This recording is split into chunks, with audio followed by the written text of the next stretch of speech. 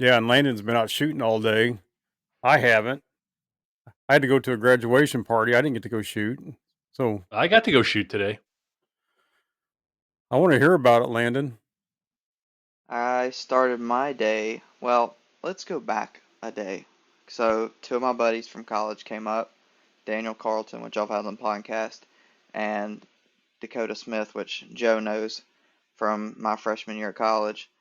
They came up yesterday night, and uh, we didn't think anything of it, and we were shooting, and Dakota hit 10 inches high one shot and 15 inches low the next shot. And we're like, I have no idea what's going on. And it just kept getting like bigger. So then we were at 55 yards, and he shot, and his arrow did a complete front flip in midair bear shaft. So we're like, there's big issues going on. Didn't even hit a 4 foot by 4 foot bale, like missed the Arrow whole bale. rest. So we pull everything apart, check arrow rest timing, and first three shots stacked in the middle. We're like, okay, great, that's what it was. And then it blew right back up, like 15 inches high and low, and it was the same shot. And like Joe knows, like Dakota's not that bad. Like Dakota's a good shot. No, he can shoot So well. we, Yeah, I know of yeah, him. like Yeah, I've seen him shoot. so like he can shoot. So I was like, there's got to be something wrong with this bow. Um, Turned to find out bearings went out on the bow as he was coming down here. So the Oh bearings are no. shot, and it's now 7, 8 o'clock at night. And I text my family members, anyone around this area who has a right-handed bow to shoot. Anybody. Like we'll set it up, and we're nobody had a bow to shoot. So I'm looking, and I'm like, I stare in my room, and I see my backup Dominator that I've got set up. That I put brand new strings on. It's not even set up yet. So I like took a deep breath and then walked back outside, and I said, Dakota, I've got you a bow. Well, we got a long night ahead of us. So I ripped my whole bow apart, which is good about the PSCs is you can flip it to be right-handed. So I flipped everything from left-handed to right-handed. We started at 9:40 and 9:30, and we had a sight tape tuned somewhat, uh, sight tape, everything finished at 11:45 at night, shooting out a spotlight at the bag. That ain't And we bad. all got in bed. Yeah, it took 2.5 hours to get the bow from left-handed to right-handed, his draw length, everything. We went to bed at 12, woke up at 6:30, hit the road at 6:45, and booked it to the first shoot at 8. And we started shooting. We started shooting from 8 to 11. Got done shooting at 11. Drove from 11 to 12 to the next shoot, and shot from 12 to 2:30. Left and got back to my house at 3:30. So that's what my past 2 days have been like. So you're Were in, those 20? I was say North Were, Carolina is the shooting state qualifiers. Yeah, so we were shooting state qualifiers, and they're both from Kentucky. So like the Okay, chances of them being able to come back for the state championships like really low. So that's still good we were just practice. gonna. Yeah. Yeah, it's more going out for like it helps me because I'll be able to shoot it. But then they just came up to get practice from Metropolis, and yeah, that was the last thing we expected to happen was the Barons to go out and him have to switch bow companies, and I mean everything from top to bottom. The only thing that was on there was his rest, his sight, and his stabilizers. The rest was completely foreign to him. I mean, like switching like I mean a half inch can feel weird enough. So switching to complete different bow companies is a whole different ball game of a challenge in itself. So that was a really interesting way to start the time with my two buddies. so So how did he end how up did he do shooting? with? Yeah, I was just going to say it. How Yeah. did he do? I'm curious.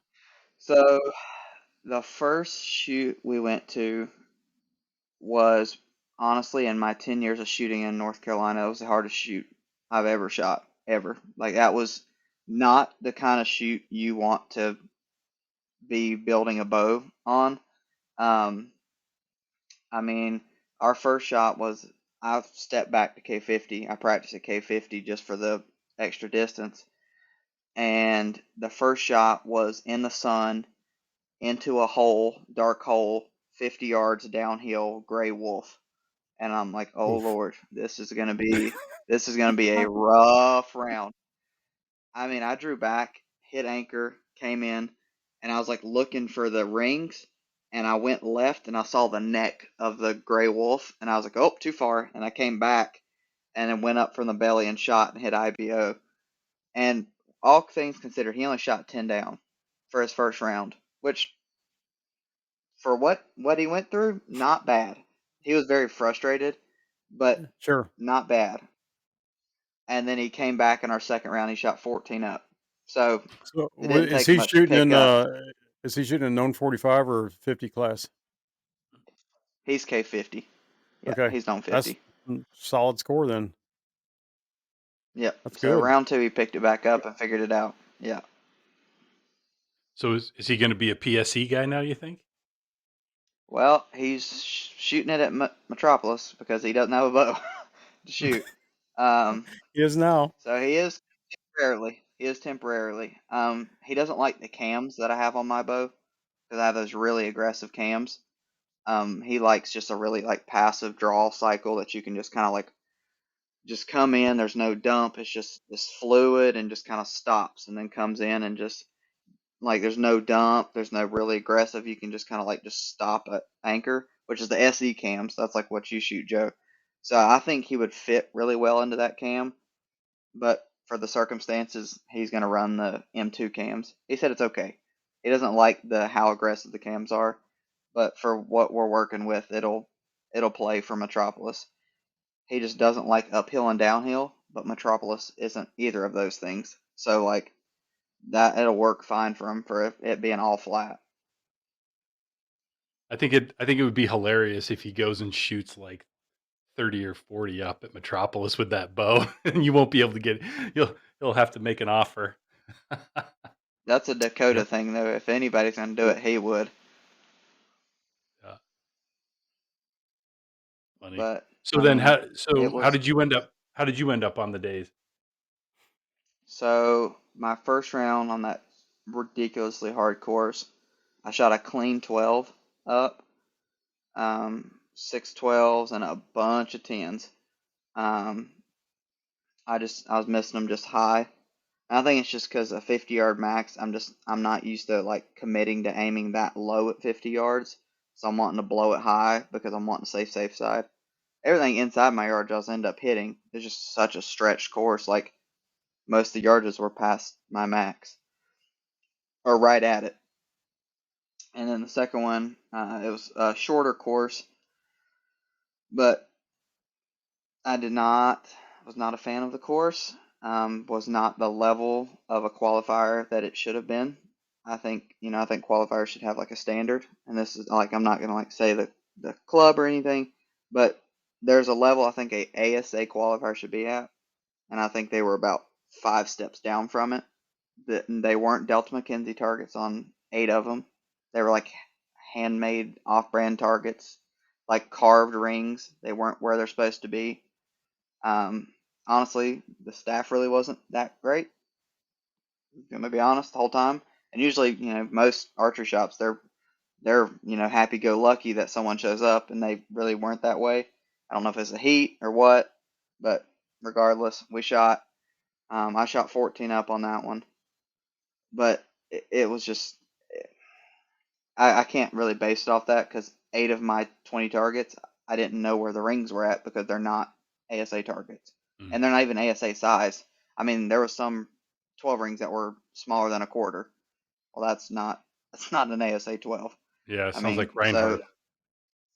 yeah, like it was just, but it had upper and lower, so like it blew me away. I don't know what kind of targets they were. No clue. I mean, it looked like they like burned it in there. Like they did not look normal. So I don't know what it was. Um, my first course I was like really happy with. Super nice people, amazing facility. Second one was kind of the opposite of that spectrum. And on top of that, it was really hot when we shot it. That was like the peak of the day is when we got there.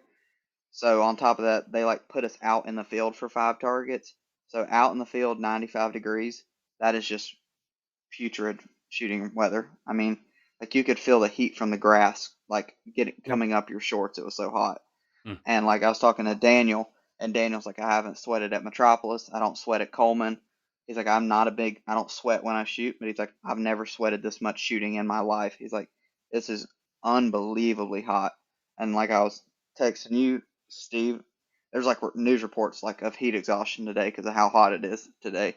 So I don't know what it was today, if it's a UV index or what, but it was. I mean, that second round was miserable shooting in. So 14 up, I tipped my cap and got in the car and turned the AC on and called it a day.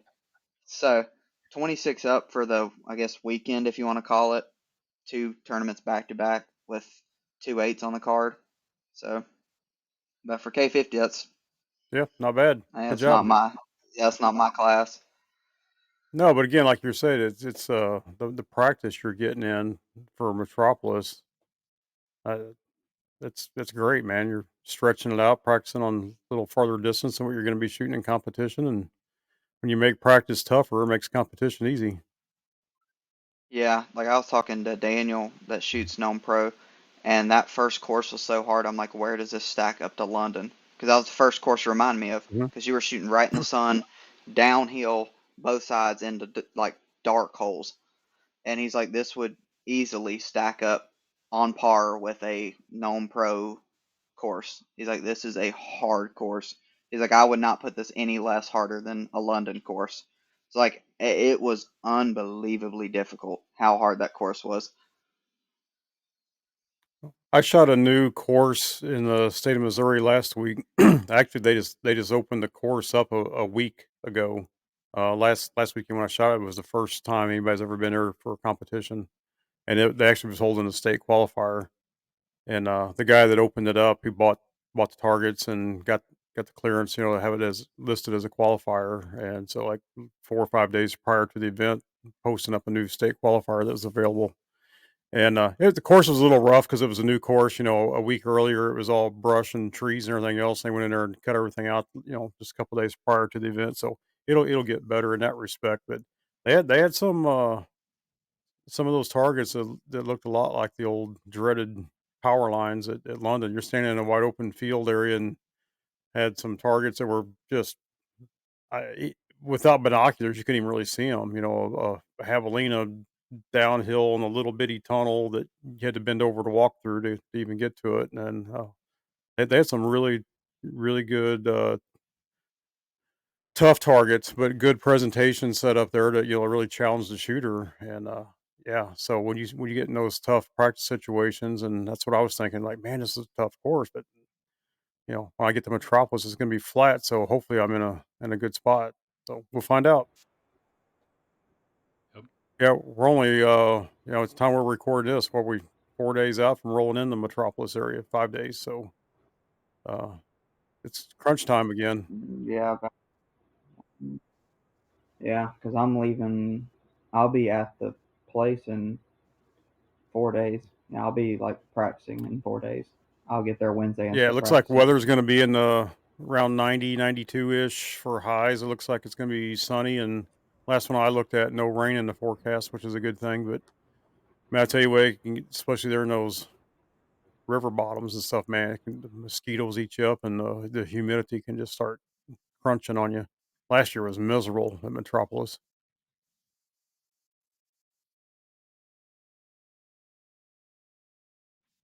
Does look like it's gonna be cooler. Um, like it was 60s in the morning. I looked, so I mean it could be actually decent, like Yep, pleasant yep. shooting weather. I, I mean it'll get hot. It's Metropolis, but it might be bearable. I hope. And so, Joe, what have you had What going about on you, lately? Joe? Yeah, last weekend we had one of our state tournaments for the ACA here in North Dakota. We were up in Minot, and it was a 2-day event, a Saturday, Sunday. On Saturday, we shot um, the field round, and then Sunday we shot the hunter face round. So a lot of arrows. Saturday, the weather was just about dead perfect. Very little wind, which is unusual for North Dakota. So honestly, Saturday was ideal conditions. Um, and then Sunday, the wind came up. We had some rain that blew through on Saturday night. There were some storms, and then Sunday the wind just started ripping, and so that was that was something. It's I if I had thought about it, hindsight being 2020, I would have taken some of my short bars with me for Sunday. I would have swapped out the long bars for the short bars just because it was, holding that PSE. It was like a big old sail. So there was a couple times I was at full draw and the wind just caught me and blew me all the way off the target. You're just like, oh, but everybody was fighting it. So um, I shot okay. Um, didn't set the world on fire. I think I was only in total. I think I was only 6 points better than what I shot last year. And last year I was shooting it with no lens and a bow hunter rig. So, for shooting an open rig, I, definitely should have stacked a lot more points on there than I did. But I'm still So learning. That whole open rig this is my first season shooting it. Um, I've learned a lot, but it's still an evolution. It's still a work in progress for me. Um, so we finished that tournament up, and now I switched over and I pulled my hunting bow out, that new PSE Shootdown Pro that I got. So I've spent the last couple days doing some tuning on that, and I put new gas bowstrings on it here probably a month ago, and I kind of shot them in to get them settled, and then put it right back in the bow case because I was prepping for the other event. So I've been shooting the target bow, but um, I did a lot of work with that over the last week in the evenings after work. I went down and I've the last several years I've been hunting with that old Elite Victory 37 with a single pin HHA sight on it. And so this time I decided to go back to a pin stack. So I've got um, that Shoot Down Pro. I put a Spot Hog. Um, Now I can't even think of the model of the sight right off the top of my head, but it's a 5-pin stack, but then it's also got the dial. So I've got a sight tape on it. So basically, I have my my bottom pin. I have that as my floater, and so I had to sight that in on the 60 tape, and so I can use that now. I can dial that bottom pin. I can dial that to be from 20 yards out to 100, or I can just set that on 60 and I can use my pin stack 20, 30, 40, 50, 60. So I've just been working the last few days getting all the pins fine tuned and getting it grouped and all that. So I think I've got it really close. I went down and spent a couple hours today, but it got real hot up here in North Dakota today. It was in the 80s and we had rain the other night, so the humidity came out, that's very unusual for North Dakota. I mean, it's typically so dry up here, but it's East Coast humid up in North Dakota today. I don't expect that'll last long. We'll have it for a couple days and it'll dry out again. Um, but yeah, so we've got one more tournament here in North Dakota. That's the weekend of July 6th, and it's our outdoor 3D. And I'm actually thinking I'm probably going to shoot the hunting bow for that, even though I'm going to be signed in a freestyle open class. I think I'm going to shoot the hunting bow. It's tacking pretty well. I'm liking it, and it's that that event's not a lot of arrows either. So I mean the heavier draw weight and all that's not going to be a problem. But I'll tell you, I'm really excited to hunt with that bow this year because it is fast and it's quiet. I like the way it shoots. I think I'm gonna have some. I think I'm gonna put down a lot of critters with that bow. I'm excited. Oh, and the other thing, really good news. I got my Montana antelope tag, my archery only cool. antelope tag. So the drawing results came out for that this last week. So I know for sure I'll get to hunt antelope in Montana this year. And then I've still got my name in the pot for the surplus elk tag. So the way they do it, they do the main drawing for elk tags, and you either get it or you don't.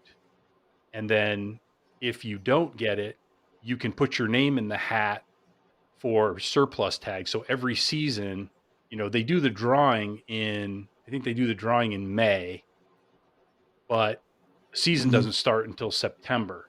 And in between that time, some people have life events that happen and their plans change and they can't use the tag. So they can turn them in. They have the option to turn them in and get their money back. And then those surplus tags go into a pool, and they do a kind of a random drawing for anybody who puts their name in the hat.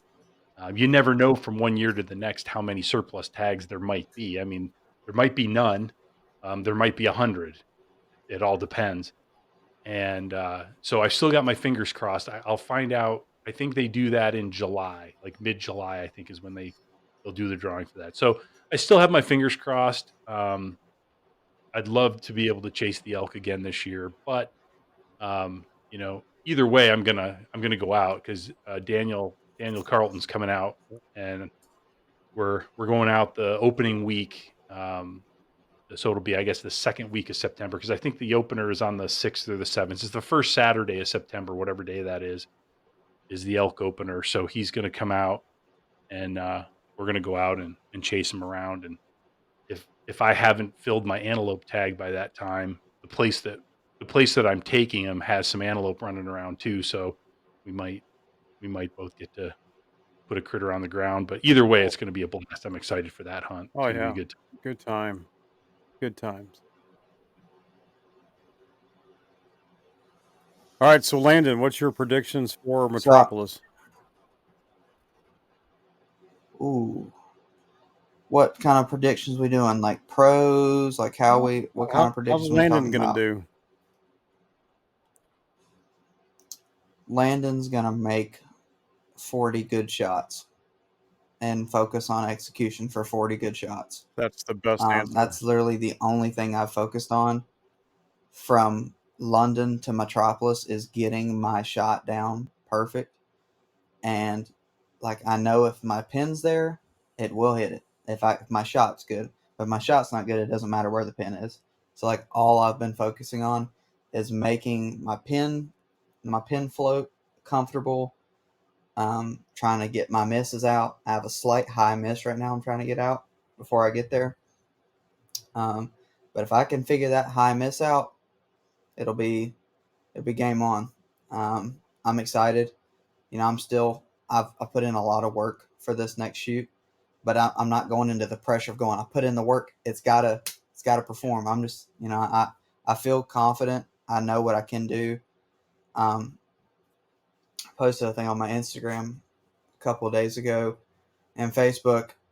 I've been doing rounds at my house where I'll take like a random number generator between 30 and 45, and it'll spit out 20 random numbers, and I'll step in my yard and shoot all 20 targets depending on whatever order it is, and I have 7 targets in a row, and I'll just go down the line. So like it does simulate a round because you might get unlucky and my 45's in line with one of my black targets, so then you still have to step all the way back for the black one. Well, in practice sometimes you might be like, well, I'll set the black one closer just in case. I'll shoot it close and I'll shoot the brown ones far. So it does give that like feel of, oh Lord, I got to lead him on a 45-yard, black boar. So it does simulate that pressure for me. It's still practice, but it does simulate what that round feels like to me, and that's such a big thing for me. Is like feeling how to aim when someone clicks a switch and says you need to shoot it now. Like being able to turn it, like just flip the switch and hit them. I talked to Joe about that. Like some of the best pros, like Jimmy Lutz, I saw him at Gator Cup flip a switch when I was shooting against him, and it was like a whole different shooter came out, and it was like he stepped back on the line, and his attitude changed, his posture changed, how he like presented the target, everything flipped in one end. So like that's what like you need to be able to get to, where you can just turn the switch and it immediately kick into high gear. So I'm going to make 40 good shots and, let them land where they land and let like all the work I put in like show itself. And, all I can do is make sure when the cards fall, I'm the one pushing them the hardest for them to fall in my way. And that's what you're doing. I mean, you're getting ready to try to push as much weight as you can towards them. So that's what I've been doing. Yeah, I'd said earlier, you practice hard and it makes the competition side a little bit easier. And something I've been doing a little bit different is I got some 3D targets set up, and my wife generates a list for me. What distance and what 12 ring do I have to shoot at? And so then I just have to take her list that she makes me. And that's where I have to go out and shoot. So there might be a target that in a real competition, I might shoot at the top where she says, nope, on this target, you're going to stand at the 38-yard line and shoot at the bottom kind of thing. And I think that's kind of cool that I'm doing that, because then when I get in that competition mode, I want to shoot at the upper, but the upper's full or there's arrows in the way. I can't see something right. Now I have to shoot the bottom. Well, guess I'm out of my comfort zone on practice right now. And I like that.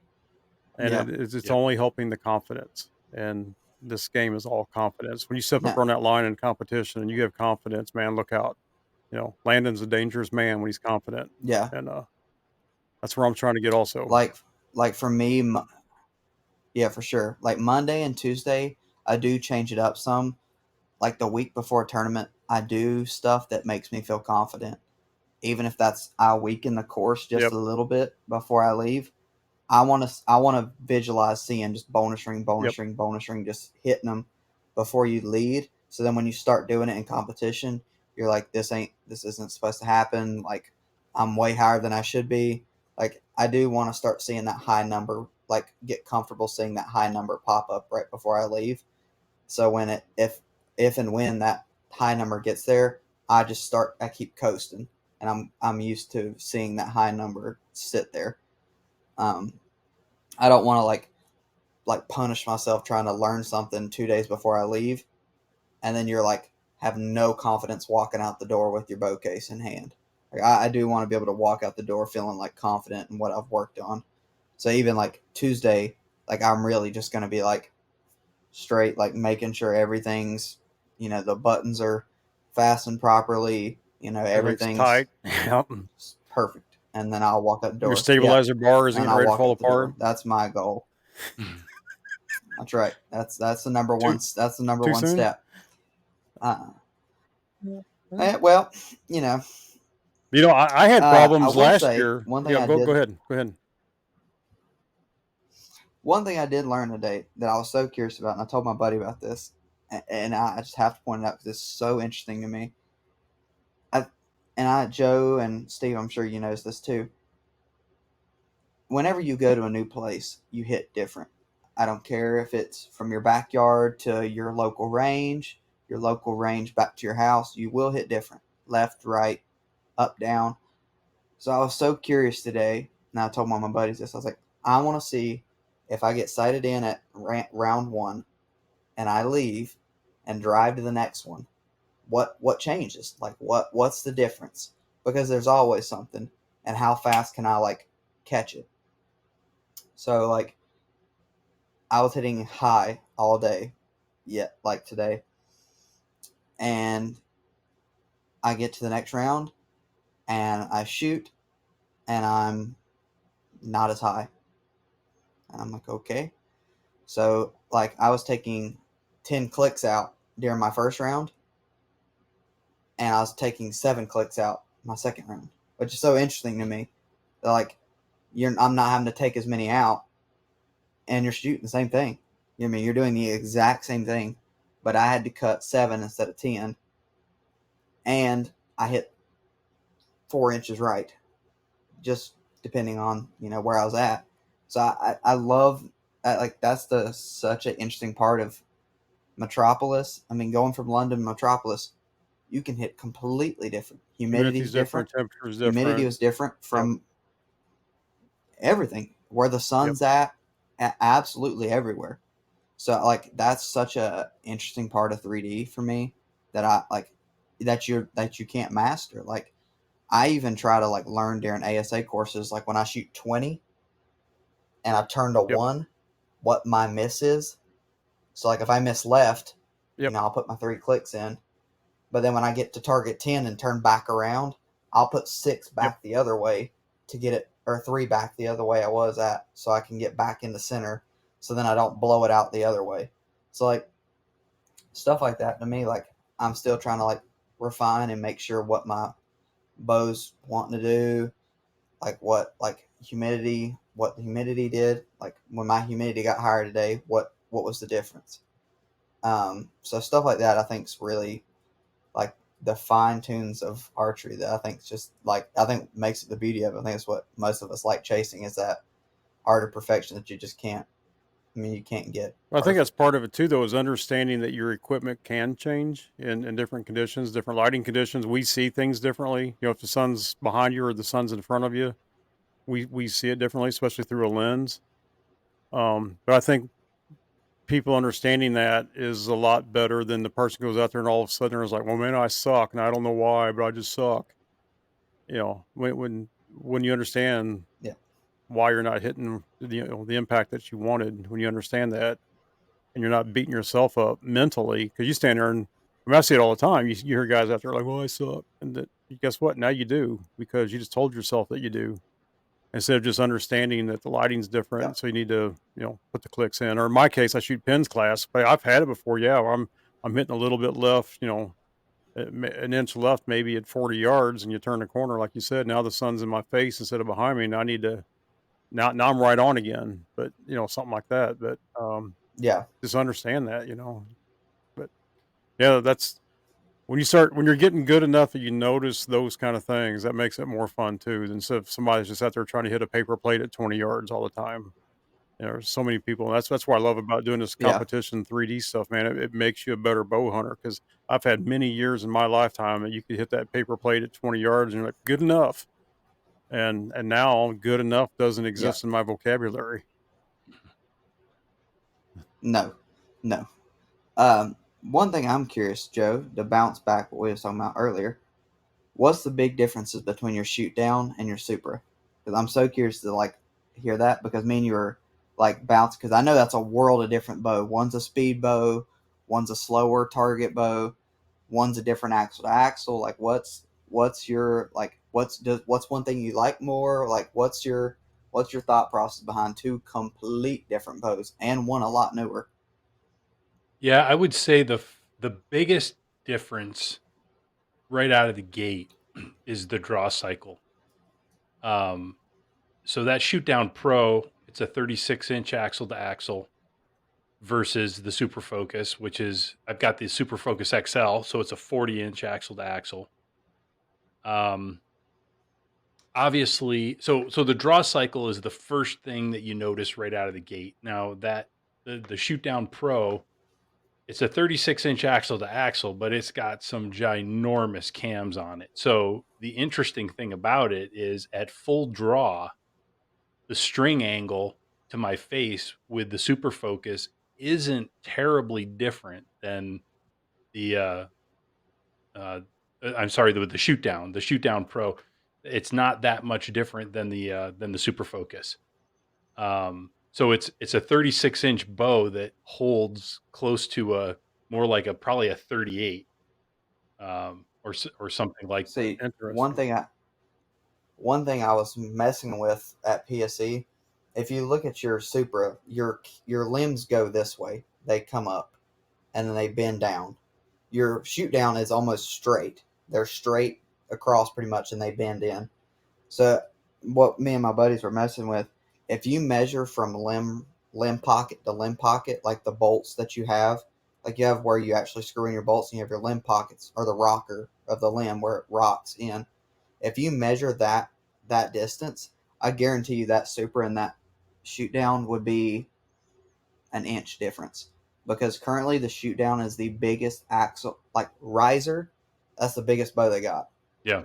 Which is so interesting because you wouldn't think so. It's 36, but that riser on the 36 is so Yeah. big. It's a huge riser, so it actually makes it a bigger feeling bow than what it is. And that's good for me. I was a little Yeah, skeptical. I typically don't like to go below a 37. 37s have been about the shortest that I've gone. I've tried over the years, I've tried some of those short axle to axle bows. And, I don't know if it's just mental for me, but once I got beyond 40 yards, I just couldn't hold groups. And I tried all different kinds of tuning things, and I played around with it for a while, and I've never been able to shoot them well enough at a longer distance to get comfortable or confident. And so I just kind of abandoned that and went to the 37, and 37s and beyond have been my standard.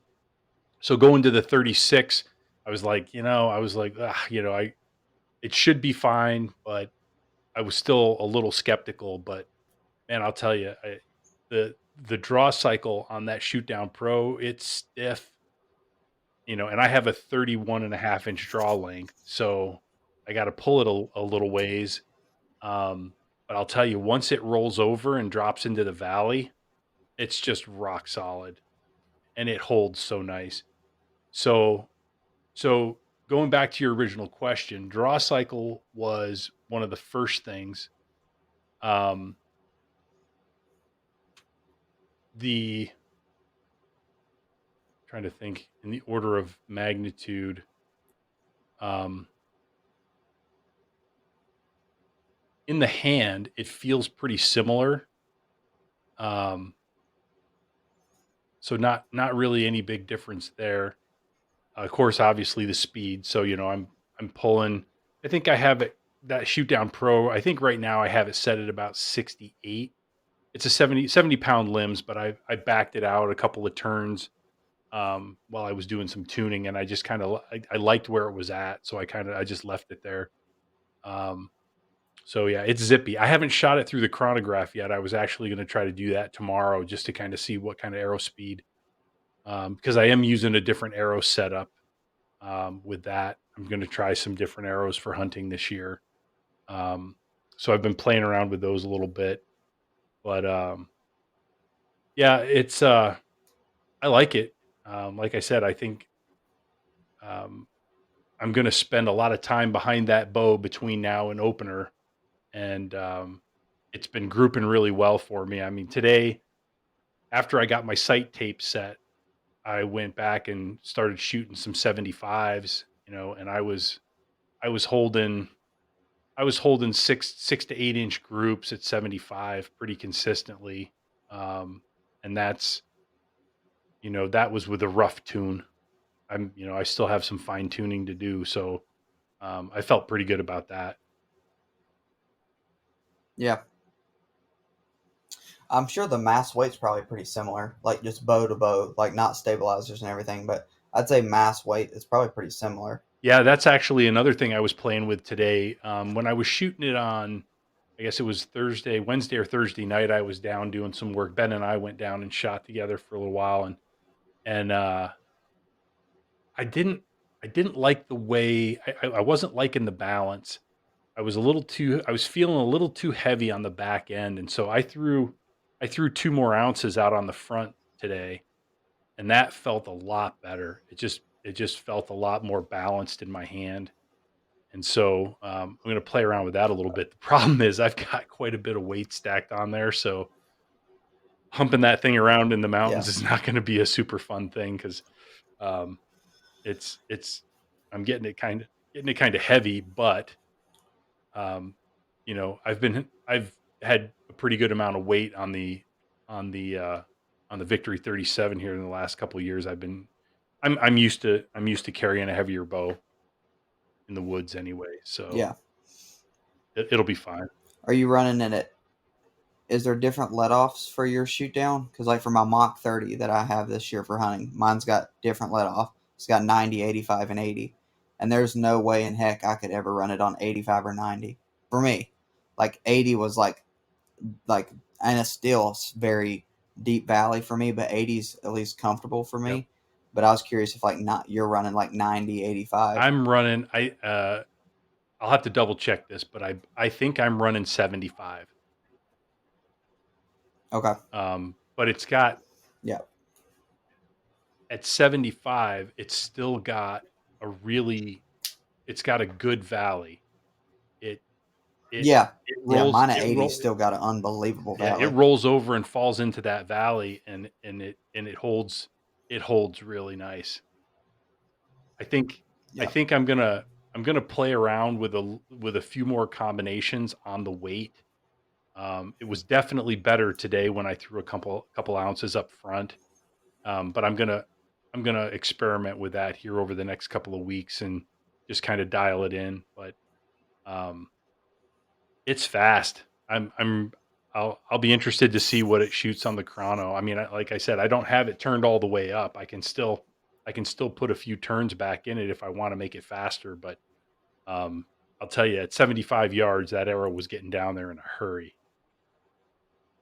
Your draw length, Oh yeah. you'll be okay. Like, I mean, you just have that draw length where I mean, it doesn't matter. I mean, you just have the draw length that just helps it so Yeah. much. Like for me, 27.5 inches. I mean, I'm running a 413 grain arrow at 70 pounds. It's probably going. I might be getting 280, maybe. I mean, it's rolling, especially for my draw length. 280s, I'm over the moon about. But for you, I could see you easily cranking 300. I mean, if you really crank that thing, I could so see 300 Yeah. out of that bow. Oh, I'm sure I could get it out of there. My arrow setup that I'm using right now, I think I want to say my total arrow weight was like 430. I think I was right like 428 to 428, 430, something like that. So Yeah, um we'll see. Yeah, I'll set the chrono up in the garage here in the next day or two and rip a few through it and see what we're talking about. But um yeah. yeah, it feels good in the hand for sure. That I that's the figured you'd important like that part. grip. Yeah. Those new gas strings are better too. Um I got the um the factory strings, and I can't remember what kind of strings they were. They weren't bad, but I don't know, they felt a little inconsistent. With these gas strings, I'm definitely grouping The live, I think they're live wires. I think so, I think it's live wire. something like that. I don't remember Yeah, the correct name. Yeah, but yeah, I got those gas strings on there, and it started grouping better immediately. Um, yeah. and I don't know. Again, maybe that's just between my ears. Maybe it's all psychological. I don't know, um, Well, but they look cool. if it works, it works. I got them. Yeah, I got some good colors to match the. I've got that Kuyu camo pattern on the riser and the limbs, and then I got a I got a like a an OD green and black fleck spiral spiral. string on it, so that looks pretty sharp. Yeah. But that was another thing. Those Hey, you know gas what? Hey, strings, the deer, boy, did they tune nice. I I put those new strings on there, and holy smokes, timing was dead nuts right out of the gate. First arrow off the rest was a perfect bullet hole. I'm like, that never happens to me. I I yeah, usually have to fart around with that arrow rest for half an hour and try a bunch of different settings and move it all over the place. I mean, it was a dead perfect bullet hole right out of the gate, and I'm like, yes. It's such a sense of relief when that yeah. happens. Well, you know, the hunting bow has to look good for the deer to look at it and be like, "Wow, that's a good That's looking right. bow." That's part of I it. think so. I think you're right. Yeah. I agree. I put orange strings on my hunting bow last year, so But There you go. hey, it's got to look good. You got, I mean, you got to it, feel confident they in the work bow, looking extremely at it, just stand well. and go, You know. man, that was good.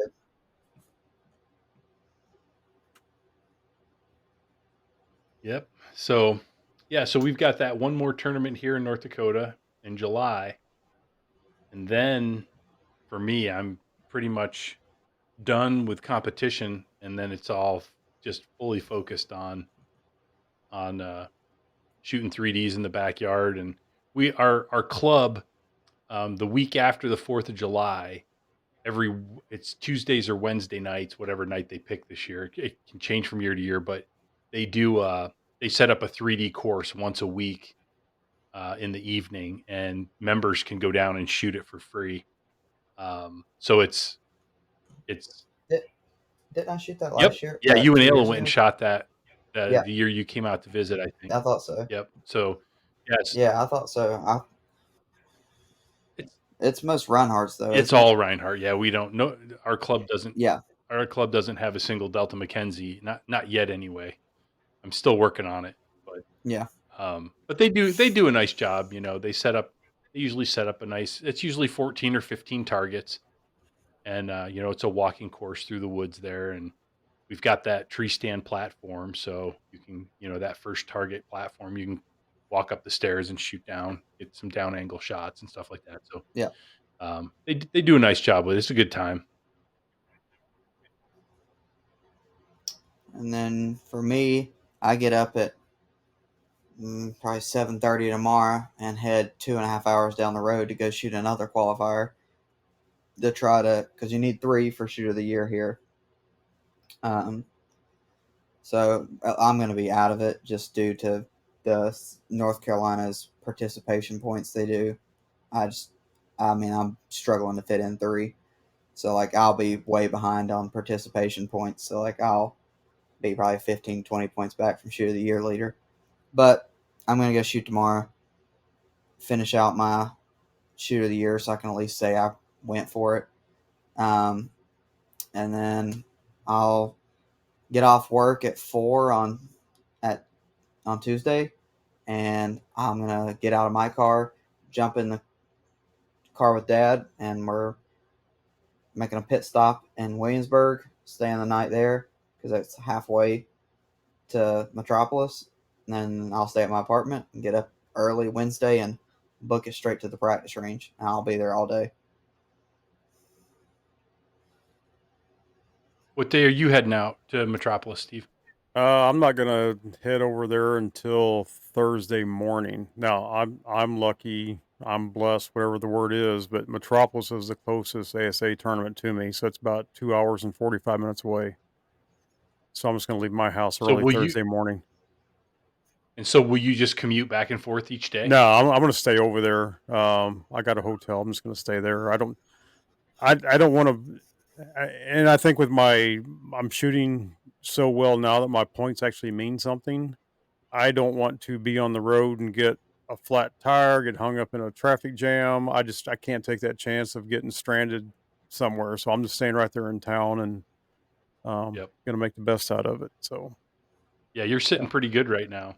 yeah, I'm sitting in second right now for the shooter of the year standings, and that's going to change. I mean, this next tournament will be our 5th on the circuit for the year, and so everybody's going to start dropping their lowest scores.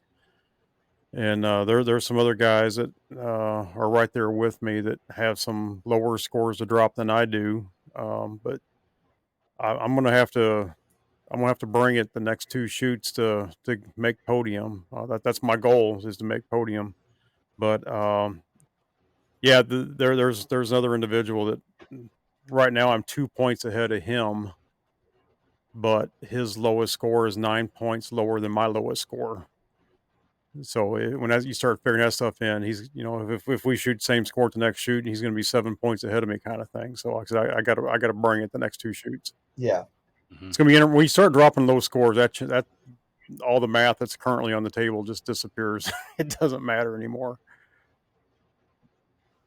That's the one bad thing. I don't get to drop a score this year since I didn't go to Louisiana. I can't, like, every score for me matters. Unfortunately, I wish I could drop London because London was not a good tournament for me. But, you know, it is what it is. I had my first 2 shoots of the year were a little on the weaker side compared to what I'm shooting now, and that's okay. I'm at a spot right now I never even dreamed of being possible for me this year. So I'm okay with that. Yeah. But now that I understand physically, I'm in a better spot than I was when season started, and mentally, I'm in a much better spot than I was when season started. And between the two, I'm going to crank it up the best I can these next 2 shoots. But the cool part is I am loving archery competitions right now. And it's funny because when I was shooting like crap, I'd go into them nervous, and I mean, my gosh, I know there was one time I stood there and I got my little Fitbit on. I looked at it. I'm just standing there waiting to shoot, and my heart rate's like 135. I'm just the heart's just pounding, like, oh my god, just stressing out over it. And right now, I'm shooting good, probably the best I've ever shot in my life, and I'm having fun with it. And I am having fun. And there are some other guys in my group that they're probably gonna be a lot more nervous than I am, but I'm having fun right now. And again, I'm in competition with myself. I can't control their scores. I can't control how they shoot, and I hope they continue shooting good. I don't want to see anybody have any problems, equipment failures, Yeah. or health issues, or nothing else. I want to see them guys out there healthy, strong, and bringing it, because that's the competition that I want. And for me to even be, I know Landon, you'd mentioned this the last podcast we did, about like peer group people. We get to that last shoot, and for me to even be considered right now for me to even think that I might be in the top 4 when I get to the classic, that's vocabulary I've never used before. So I'm just pumped. I'm excited what's Yeah. going on, and I'm having fun with it. And that's the cool part. I'm loving this right now. I'm sitting first in the state of Missouri right now in Yeah. the shooter of the That's year so like, standings, and second with the big ASA tournaments, and I'm having fun. I'm going in with confidence, and I'm having yeah, fun. you can't complain with Yep. that. Yeah. I'm curious to see. I started a diet I used to do a long time ago in high school, and like if this is my 3rd week. I just finished tomorrow, and funny enough, I ended up started to shoot better and feel better when I did this diet in high school. So I'm curious to see if this diet, like the longer I do it, the better I start feeling, because it changes so much on how like my body functions. I'm noticing I get a little weaker quicker right now. My body's not used to this big dietary change, but you know, I'm curious to see what that does. And I tend to not diet as hard at a tournament because I just want like really like food that like helps fulfill me. So maybe I'll eat like a lot of like food instead of like really healthy food, and then I'm gonna like draw back and my pen's just gonna go Yep. and just sit there. I don't know, but we'll I'll tell find you what, out. man, with this next shoot coming up, hydrate, hydrate, hydrate, and when your body starts getting Yep. dehydrated, the first thing that changes is the lens in your eye.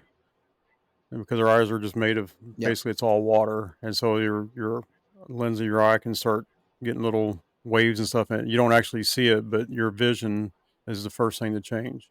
So go into this shoot, like last week when I shot, it was in the mid 90s, and first thing I did was drink a whole bottle of water before we got on the range, and then I drank water after every shot.